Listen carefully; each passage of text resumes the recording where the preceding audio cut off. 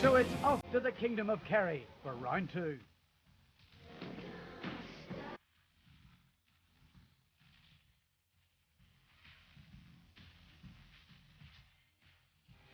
This year the fans await the number 2 seed Austin McHale, who, due to the absence of last year's winner Andrew Nesbitt, is the first to tackle the 13 miles of the mountainous motoring.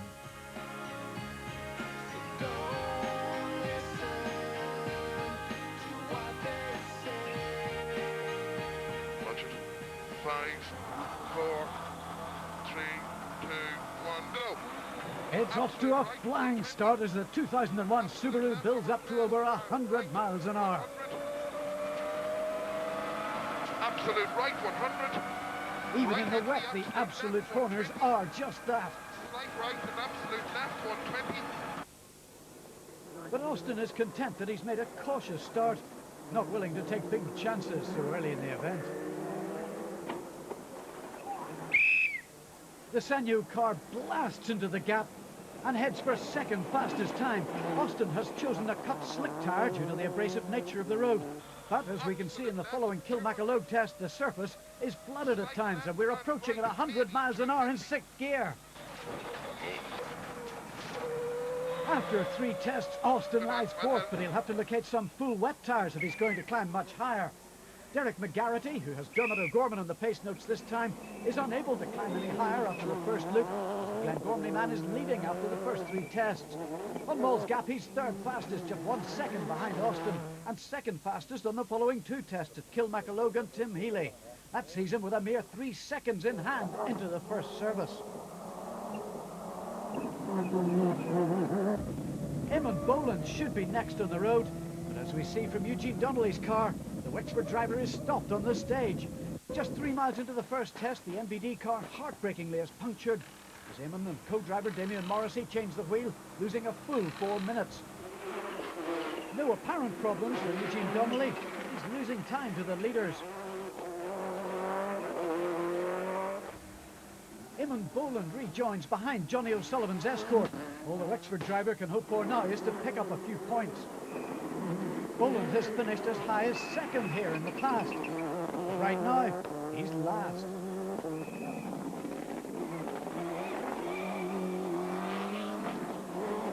But he is catching Johnny O'Sullivan's Escort.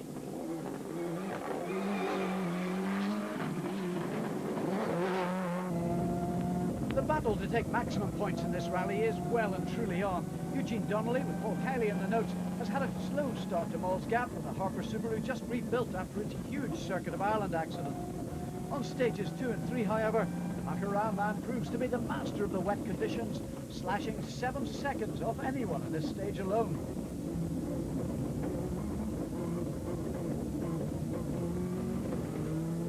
After 3 tests, Eugene still lies 3rd, just behind local man Donny O'Sullivan, who's traded last year's Group N Subaru for a McKinstry High WRC.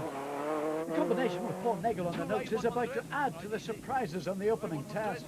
1 hour request 130, 2 left at the fence. Steady yourself, 2 left at the fence, easy. Steady it's not, as Donny takes 5 seconds off Austin McHale. He's claiming a gamble of slick tyres on the abrasive surface, having paid off. Be careful, Snippy, maybe. Right, carry your speed through it, that's it. To the board. 57, that's a good time. The following tests, however, are different, and he loses 17 seconds to the charging Donnelly over Kilmacalogue and Tim Healy.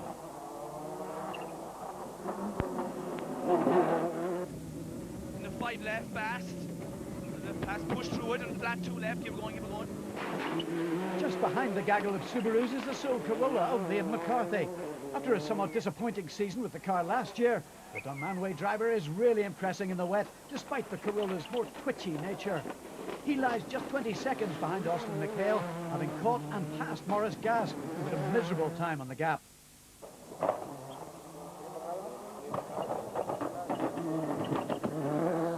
Tim McNulty drives the car that Derek McGarity led in last year. Number 13. And it probably should have been Peter Herson. The Subaru refused to start at the rally headquarters and now running very late with a road penalty. Hunt is already out of the equation. It's very disappointing after his Circuit of Ireland retirement.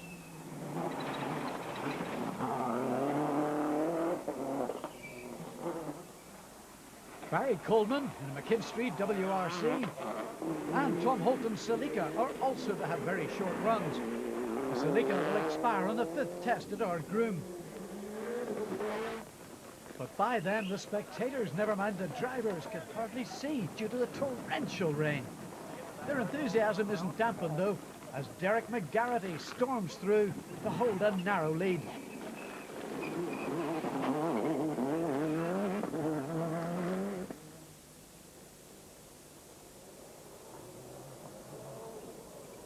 I'm pleasantly surprised that we're setting times, because the last few stages have been treacherous, absolutely horrendous conditions. I personally feel that we're not trying at all. We have so much to come, and for the last 3 stages we definitely have been on the wrong tyre, so we're going on to what I think will work now.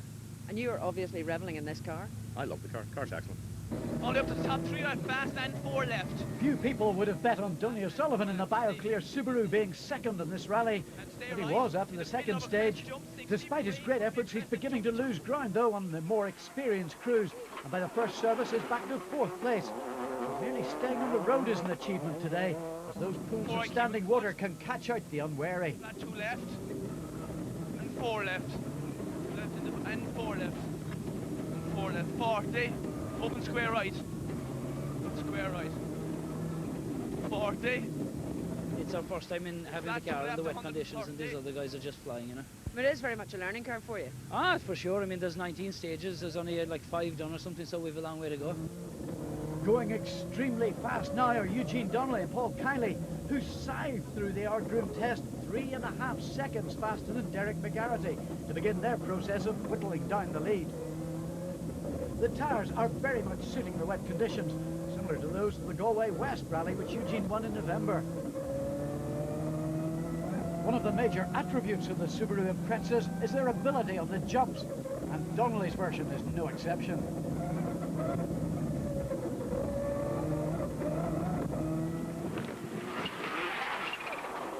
But on Tim Healy, Eugene has a very old rally car problem to attend to, as amazingly, the state-of-the-art World Rally car is misting up badly, a problem more akin to a 25-year-old Mark II Escort. But the Macará man is still fastest and narrows Derek's lead down to just 0.1 of a second after the second run through the gap. Tyres are definitely a key factor today. Why are you putting the extra grooves in? Because these are a medium compound tyre, and it helps them to warm up better and get rid of the water. Somebody was saying the tyres haven't been built to cope with today's conditions. Is that close? Oh no, they're fine. They're fine. The tyres are working very good on the car. You just have to be aggressive with them.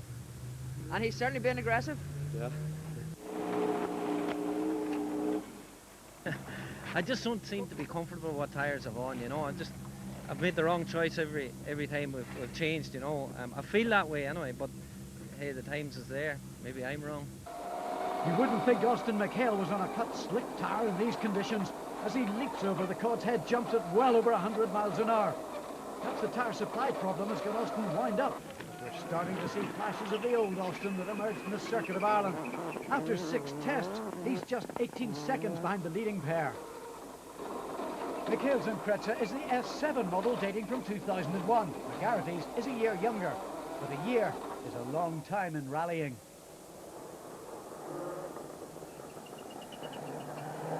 It's rich rain this morning, but you just have to treat the stages here with respect, you know, when you get that sort of conditions, as simple as that. It's been a very respectable drive for Dunmanway's Liam McCarthy in the Corolla WRC, which stopped development 2 years ago. After some average performances last season, the Murphy construction car is showing great promise. It's poised to strike should trouble befall the leaders. Keeping out of trouble now is Eamon Boland, who's fastest on Ardgroom. So what's the plan now for the rest of the rally? There's a long ways to go still, and we'll just see how it goes. Hopefully try and get back into the top 10 for you. And the times have been good up to now? Yeah, not too bad, not too bad. Very relaxed as always. There's nothing you can do now. There's nothing much poor Patterson can do now to pass David Randall's Sonny, as Patter's event takes a drizzly disposition, retiring the Hills Subaru with electrical failure. On Ardgroom, Barry Coleman and Greg McCarthy are about to retire in more expensive fashion, striking a solid stone wall and blocking the stage. McKinstry Subaru is a mess, but thankfully the crew escape unharmed. Keeping Keeping out of harm's way is Johnny O'Sullivan, who's broken a drive shaft on stage 4 and is struggling through the service. It must be more of a struggle, though, for the thousands of very wet spectators. The second division Group N battle promised to be a real corker in Killarney, and it was living up to expectations as the Circuit of Ireland Group N winner Roy White took third fastest on Mall's Gap.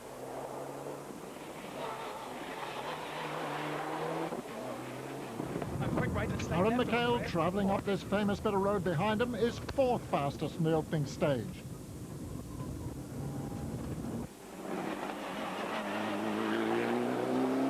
Up there's drama on Tim Healy as Roy is passed by Aaron's car. The Evo 7 has run out of racing fuel, and the fuel from the local filling station is not agreeing with the car's brain. But Aaron McHale suffers brain fade on our groom. It's a minor mistake, but a puncture has been picked up, dropping minutes, and into the clutches of George Tracy.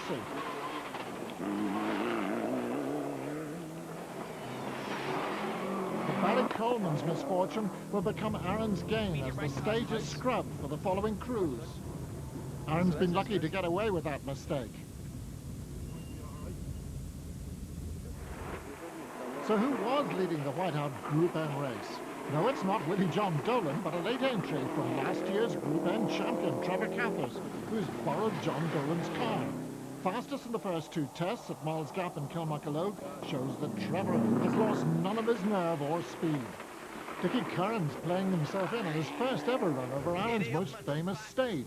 But similar to Mall's Gap debutant, Andrew Stewart is playing a very different game and is absolutely flying in the slightly older Evo 6, catching Dickie Curran on the test and is only 6 seconds adrift of Mall's Gap veteran Trevor Cathers. It's a pace the tarmac championship at Killarney newcomer is continuing on the saturated Kilmacologue, just a second behind Trevor. 2 right and okay, 40, 3 left and 4 right. He's fastest than Tim Healy, and despite losing time here, passing Tom Holton, Stricken, Salika and Cod's Head, he's still second fastest. Stand in water and 3 right and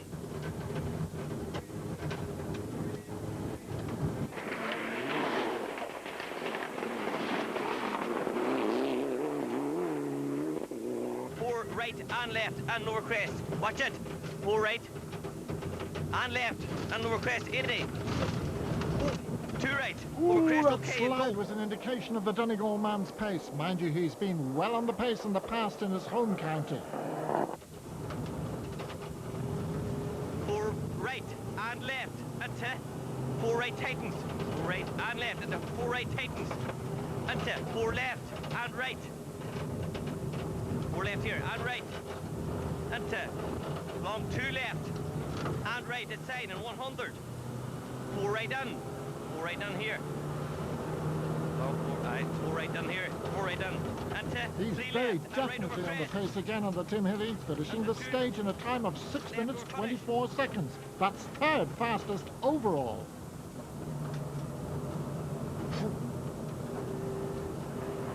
Belgian visitor Chris Farr is fourth in Group N after 6 tests, but he will roll in fury. Jerry McVeigh lies 8th in Group N, that's just behind the very hard-trying George Tracy, who is only one of the few Subarus on the leaderboard. Charlie McVitie is 6th in the group, but local man John O'Leary will shortly leave the fray. Dermot Hannafin is originally from the Kingdom of Kerry, and now he's back to compete for the first time on his home stages. Again, he has the experienced Michael Gibson alongside him on the Fitzsamuel Subaru. And on the first run of Mall's Gap, he passes a troubled Peter McCullough. Right 1, keep in.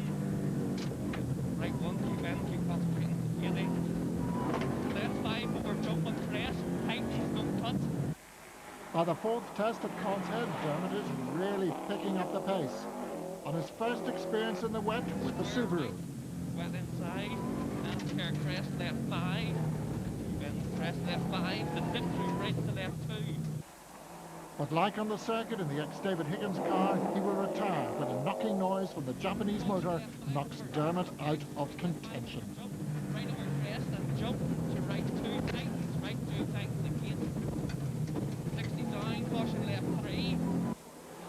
whilst Ray Hilliard almost knocks a hole in Maul's gap. Back in Andrew Stewart's Evo, we're knocking on the door of the Group N lead as the Shell Lancer is setting a remarkable series of stage times.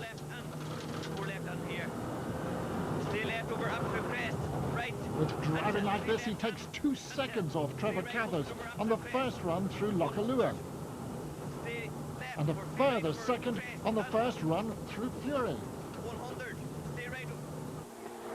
On the second run through Fury, the Donegal duo have opened up a tiny lead in this epic battle, which has these showroom-spec cars right up to 6th place overall amongst a field which includes 14 World Rally cars.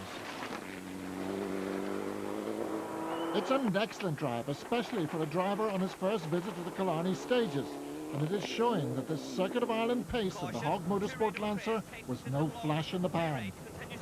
Here on the very fast section at the start of Lochaluia, the Group N Evo is touching 120 miles an hour. And remember, these more standard machines don't have the brakes of the World Rally cars. All right, and 3 left over up to crest, 80, 2 right, over crest into long. Just watch this for commitment farther down the test, as the Group N leader pushes the car and tyres to the limit, snatching another second off Trevor Cathers' newer machine. Okay, 80, and watch it turn, deceptive, narrow, 4 right, over junction, and 3 right, and 3 right, and 3 right, and left, and back off, 2 right, and over. While these machines are much closer to standard than their WRC cousins, the standard of driving is just as high. 3 to the 5 left here, 3 to the 5 left here, 5 left here, and 100 up middle. But on the last stage of a dramatic day at Lochgurtain, this amazing run is about to come to a dramatic end on this next right-hander. What did you do that for? The previous 4 stages there, we've been out on cut slicks, and it's really been starting to dry out, you know, and they've just gone off in this stage. Now, we didn't want to go into the stage with them on, but we didn't have much choice, you know, so they just, I turned the car in and just wouldn't go in here, and this is where we've ended. We were having a great dice with Trevor, but, you know, this is rallying. That's what happens, unfortunately. Trevor Cathers is reputed to be testing new development pro-drive parts in Willie John Dolan's Subaru, and the former Group N British champion feels more than happy with his pace today. Trevor will sleep happier tonight as he holds a 1 minute 22 second advantage over the hard-charging Dickie Curran. Aaron McHale's Evo 5 hasn't been handling as well after that earlier off, but still the Dubliner is third, albeit a 1 minute and a half back on Dickie Curran's younger model. More worrying is the recovering Roy White, who is a mere 7 seconds behind and his fastest Group N on the final Lochgurtain stage. Chris Varr has a spin before that Roland Fury.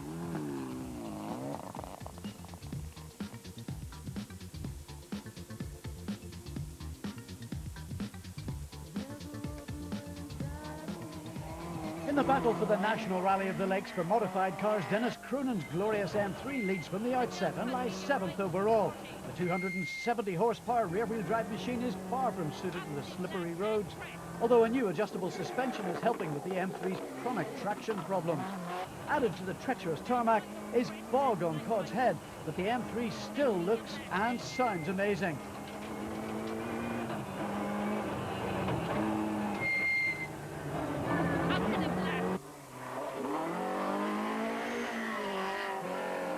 The most amazing rally car of all time, the Mark II Escort, being driven here by Wesley Patterson with Bob Kelly in the notes. The Lisburn driver is in the top 4 on day 1 in this Pinto engine car, despite a scare with a failing alternator on Fury. John Hickey, who has the ex-Ian Greer Celica, and Fergal Allen's similar M3 are Dennis Cronin's main threats, but both are well down.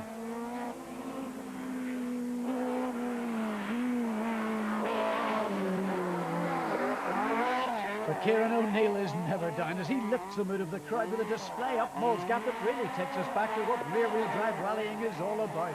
The Belfast driver uses every inch of the road, but sadly the cadet cries enough further up the gap. Willie Parr's Chevette is lucky to be still going after a broken exhaust, wipers and a misfire. But Brendan Brosnan starts a whole trio of Mark IIs as a sideways Tom Halliday flings his Escort up the gap.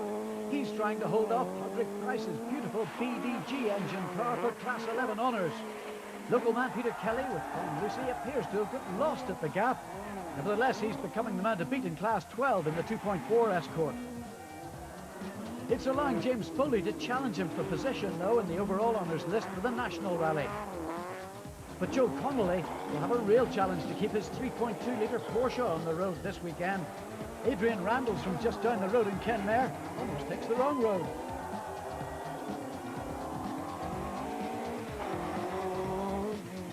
Although the weather has abated for the crowd, the battle at the front is far from abated. Derek McGarrity is looking certain to lose his lead. So close has the race become that Derek is a mere 0.1 of a second ahead as the Yellow Peril tries to prevent the flat stripper car stripping him of the lead.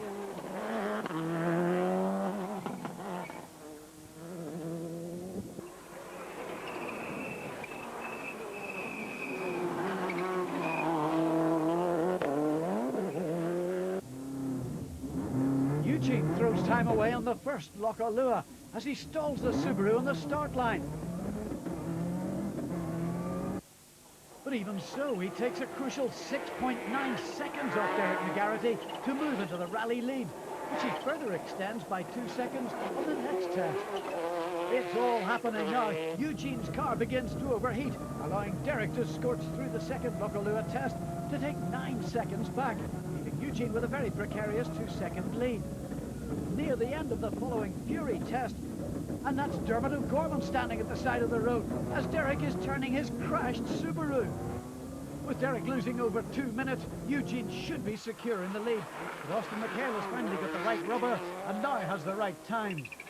Former Group N leader Andrew Stewart can only watch as McGarrity's wounded Impreza goes by. With a sniff of Eugene's problems, Austin is fastest on the final 2 tests of the day, taking 8 seconds off Eugene to finish the day just 20 seconds back. With some of Austin's favourite terrain to come, Eugene won't be resting easy tonight.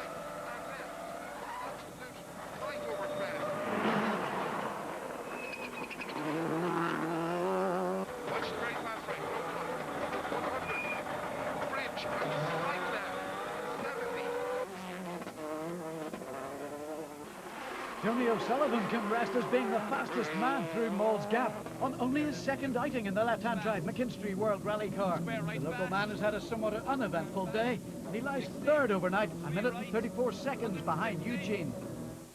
Just 20 seconds back is Liam McCarthy, with Kieran Murphy on the pace notes. Liam has really woken up in the Corolla and the wet just as well to catch this slide at Fury Bridge.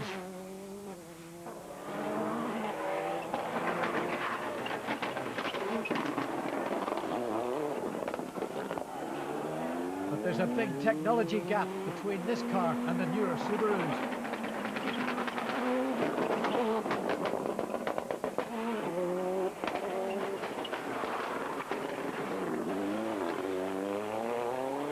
Morris Gaz has the newer car, but has been continually caught out in the wrong rubber.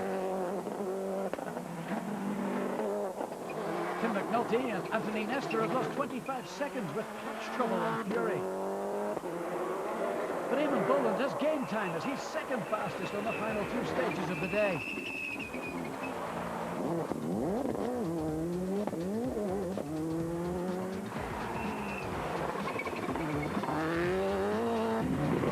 Johnny O'Sullivan ends the day in 14th place, his transmission maladies cured. Just behind is Paddy White, who's about to have the clutch changed. Join us after the break to see if the top positions on this rally will change too.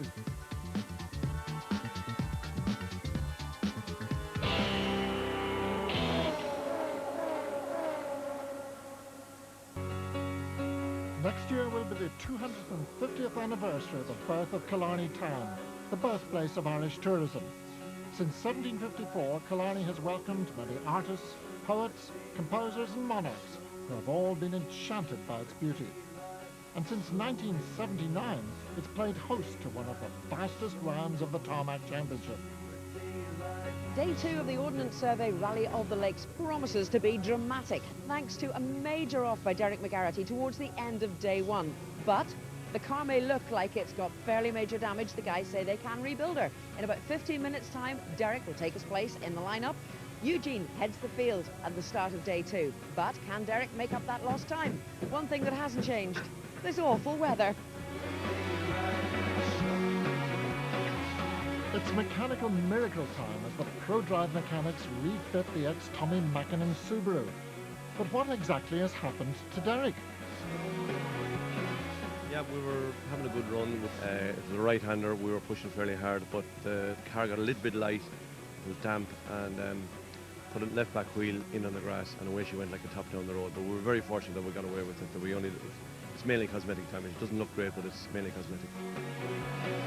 It'll have to be a very quick jaunt for Derek to catch Eugene Donnelly as today Eugene and Paul Kiley head the field into Moll's Gap. With just 20 seconds in hand over Austin McHale, and Austin now on the right tyres, the pressure is on the Mahara driver to stay in front. He can't afford a wrong tyre choice like yesterday, and with the engine temperature rising, the heat is really on Eugene. Flat one right. 100. Long 4 left here. Having won the first wet Galway West International and the Ballina stages, and his ability in the loose surface events in the Northern Ireland Championship, Eugene should be well capable of holding off Austin. But with the older technology and that engine worry, this time over Moll's Gap will be crucial. 6 right. Right again here, 6 right. 80. Right 4 left, the next one. Approaching the end of the gap, and it's clear that with weather like this, no records will be broken. But Eugene records a time of 10 minutes, 27.6 seconds. Just breaking the electronic timing beam at the start of the stage is the driver who has probably tackled this stage more than most, Austin McHale. And there's definitely no time for a service at the church today, as from inside and outside, Austin in the 2001 Subaru S7 looks faster than Eugene. A night's rain, however, has made the road wetter, and just around the corner, it's very wet. Quick left again, fudge. And absolute right. 170. Not even the best ring tyres can cope with that amount of water, and Austin is lucky to stay on the road. But will this put his stage time well off track? It's a time of 10 minutes, 33.3 seconds. Yes, he's dropped a crucial 5.7 to Eugene, making the gap 25 seconds with 7 stages to go. Going all out for local honour are Donny O'Sullivan and Paul Nagel, who I'm sure would like the Bertie Fisher Perpetual Trophy for fastest time up the gap to rest on their mantelpiece. Fastest on the first stage here yesterday. No one is really expecting this World Rally Car novice to repeat that feat. Drums.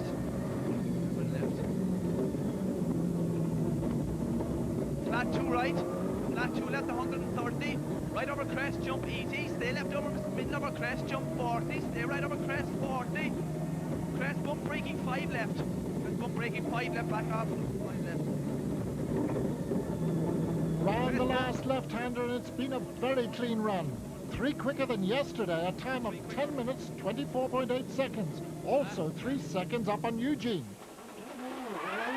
Will McCarthy shoots off the line. But at this point, little does he know that he will be one of the slowest up the gap, as Trevor Cathers has just passed the stricken Corolla, which is about to retire with a broken oil seal.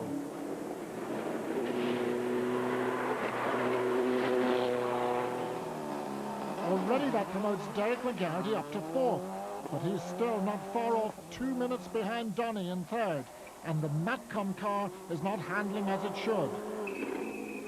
It's not worth going flat out now, as Derek's main concern now is to collect points and to add to his Circuit of Ireland tally.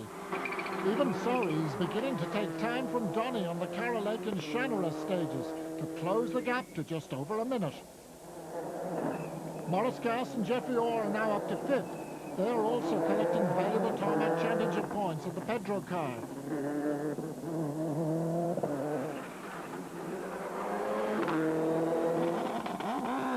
Raymond Boland is rapidly closing after his 4-minute delay yesterday. Eamon, who starred in this year's Monte Carlo Rally, finishing 14th, is putting his experience of those slippery roads to good use today. Eamon's punctuated experience yesterday is being mirrored by Tim McNulty today, as he has lost minutes with not one but 2 punctures. But surprisingly, Tim equals Eamon Boland's time here on Shanara, a sign of the potential of this team, which is yet to be unleashed. Johnny O'Sullivan in his WRC Escort and Paddy White Subaru on a recovery drives through the field and have been doing similar stage times all day. Back to the top 3, and Donny O'Sullivan's fast, steady run is about to be rudely interrupted. Turn square right, fast. The rear tyre in the Subaru is blown 3 miles from the end of Carroll Lake, but amazingly he only loses 9 seconds to a pursuing Derek McGarity. Rally car to chase over, we have a puncher. Over. Right, keep her to the board, keep her to the board. Right, that's it. All is well, however, at the next test at Shanara. Crest on right, into 2 left, 1 right care, keep on, push through, 2 left, 1 right 60, 1 right 80, 1 left 300. Keep going to the board. 1 left over, finish and 1 right. That's it. Now, can you hold off? You've got 50 seconds ahead of Derek. Can you hold him off? I think we probably should. Miles Gap, if it's good to us as it has been the last 2 times, I think that should give us a bit of a break. You know, Bollock Beam is not very long, and hopefully we'll just take it to the finish after that. Can you feasibly catch Austin? No, we're not even going to try. Not even going to try. Austin and Eugene are doing their own thing, and they can do it. We're happy where we are. Into bad jumps. Crest Stage jump 13, Ballochbeamer Pass, a Killarney classic. And with his lead just extended to 27 seconds on Miles Gap, Eugene Donnelly must be in a confident mood. However, he's becoming increasingly worried about the engine. And as we reach the end of the test, he equals Derek McGarry's time of 7 minutes 43.1 seconds. 40. Caution, 2 left over, very big jump here. That's it, you're done. 3 left.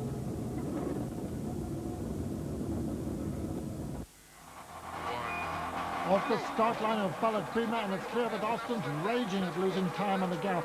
And he's bringing to life one of the great Killarney tussles. Billy Coleman, James Cullen and Bertie Fisher have all had frantic dices with the Dubliner in this terrain. And the 5 times tarmac champion still knows how hard it is to win here, having won twice in 20 years of trying. But he's really trying here at Ballochbeamer, a place where there is no margin for error as the rocks are waiting. Approaching the finish, and this is sure to be an excellent time. 7 minutes, 20.2 seconds. That's 23 seconds faster than Eugene Donnelly. That's 2 seconds a mile.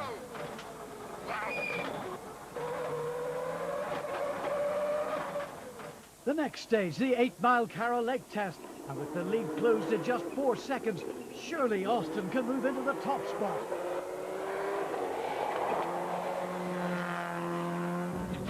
Inside Eugene's car, and the temperature of this battle is reaching boiling point, with the McLaren driver responding in no uncertain fashion, taking 7 seconds back on Carroll Lake, a fact that will have real bearing later.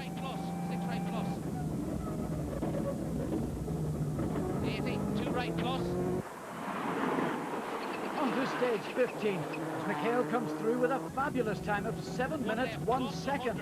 That's 9 seconds faster than Eamon Boland over 7 miles.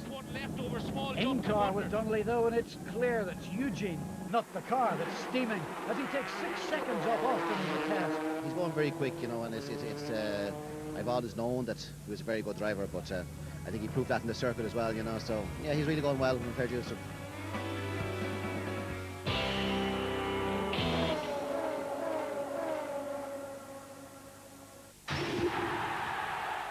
The Track and Field Grand Prix hits Paris as the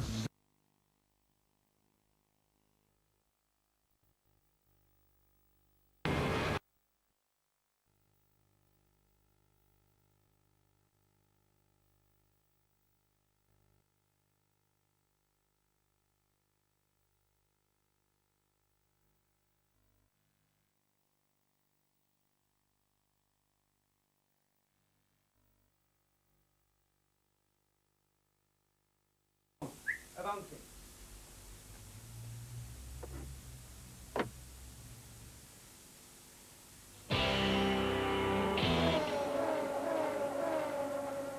Yesterday's Group N leaders in the Ordnance Survey Rally of the Lakes can only watch as the big rival Trevor Cathers heads off into the second day with a 1-minute 20-second lead.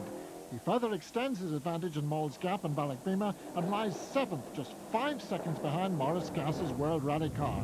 Slight right and quick right. On the fast section, just 2 miles into Carra Lake, third-place man Aaron McHale comes across David Moynihan, standing in the road. The Group N leaders have rolled in a big way, and as you can see from the damage, it's been considerable. It's a very rare mistake that's put the Omagh haulage contractor out of the Group N picture, and let's hope that we see last year's champion back on the stages again soon. Now it's Dickie Curran in the lead. The ex-racer is glad of this bit of runoff.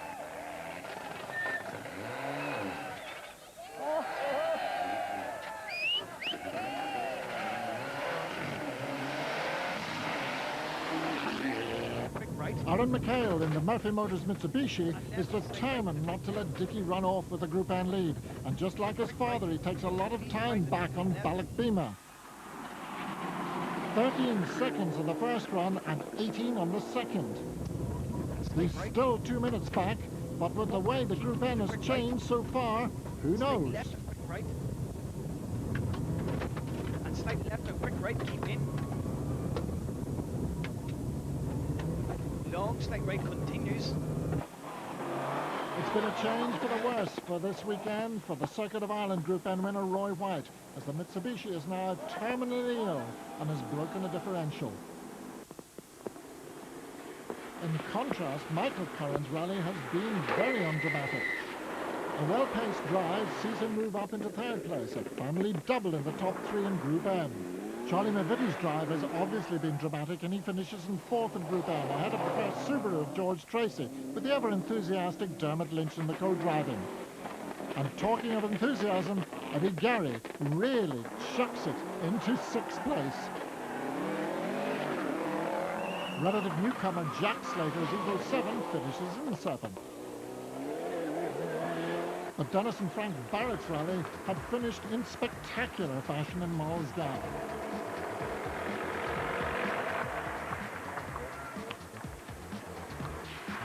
Finishing first again in Class 1, it's Harry Cathcart.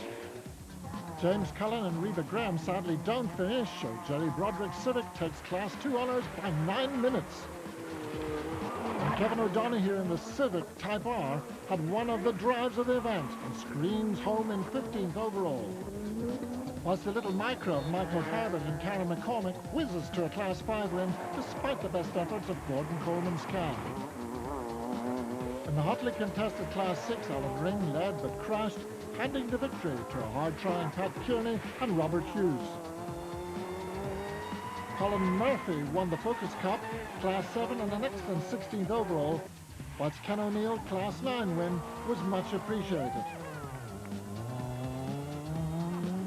As was the talented Lloyd Hutchison in the Mighty Mini, who finished 3rd in class behind the low-seeded Mark Nagel and class winner of the 3rd time, John Tully, who approaches the gap in old style.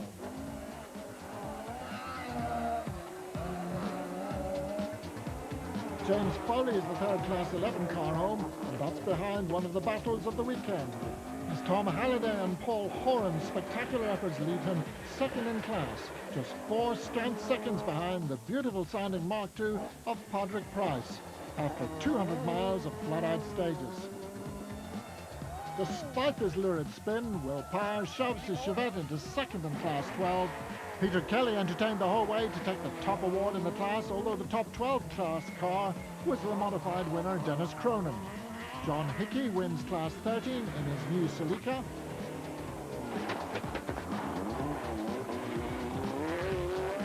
And Martin Freestone's post-historic winning Escort takes us back to the days of Roger Clark, while historic winner Frank Cunningham's Mini reminds us of the great Irish rival Paddy Hopkirk. We will be doing a full roundup of the historics in the Donegal programme.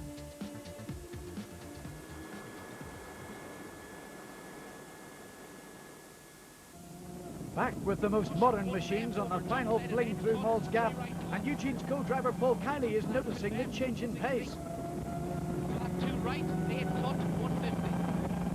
Flat crest jump, bump, sorry. Flat crest jump, and flat 2 left plus, crest jump, caution 3 right. Here, line, 100. Take it easy, flat 1 left. With only 16 seconds in hand, every gear change will count from now to the finish. And one missed one could tip the balance in the life of the engine.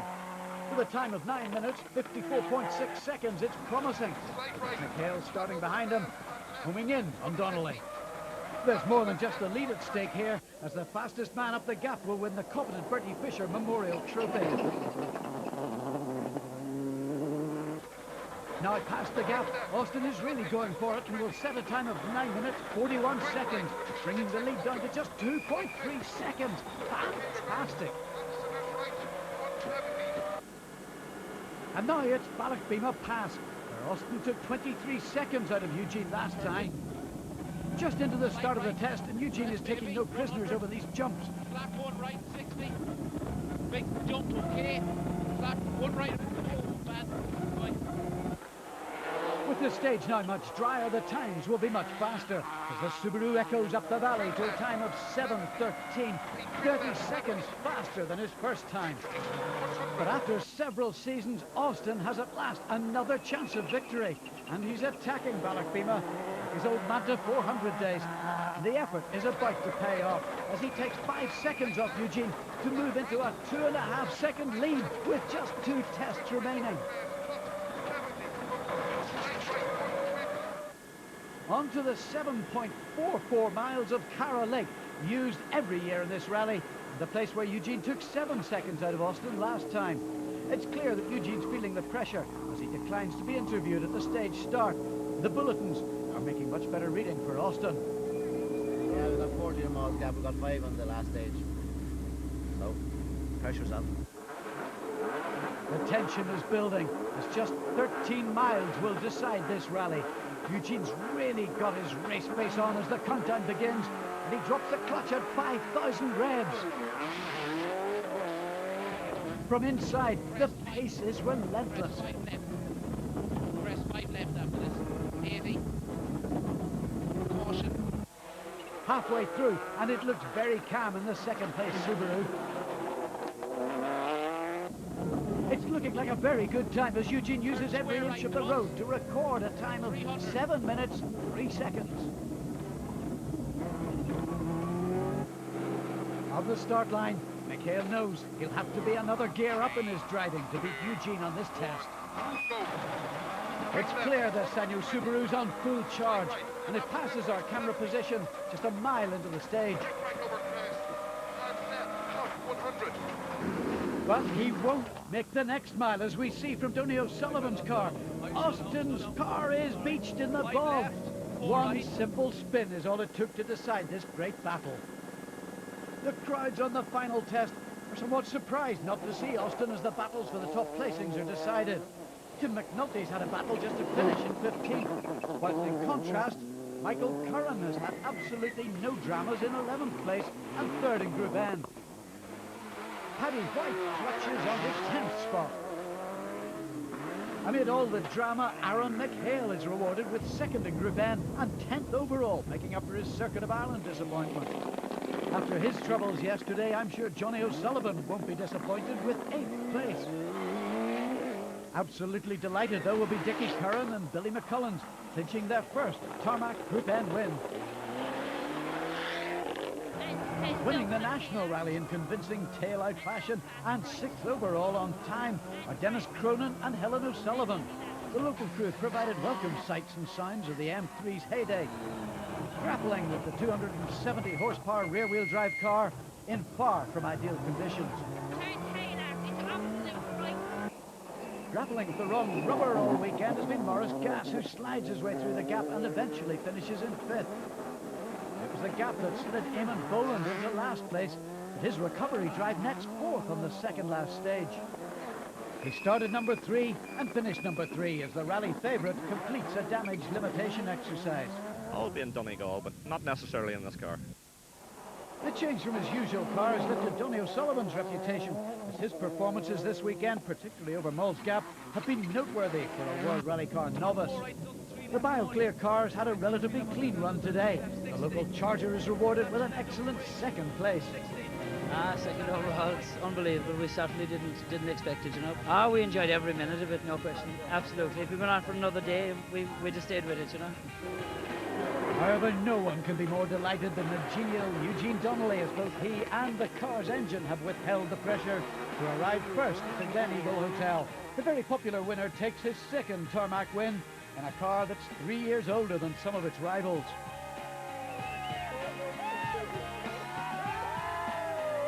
Unbelievable, just unbelievable. It's been such a weekend of pressure. Battle of the day with Austin was unreal. I mean, it was so tense, like, you know, we were just sawing up and down between 10 and 15 seconds between us, like, you know. It was just so intense, like, the whole afternoon. It was just so intense. It was a great rally, you know.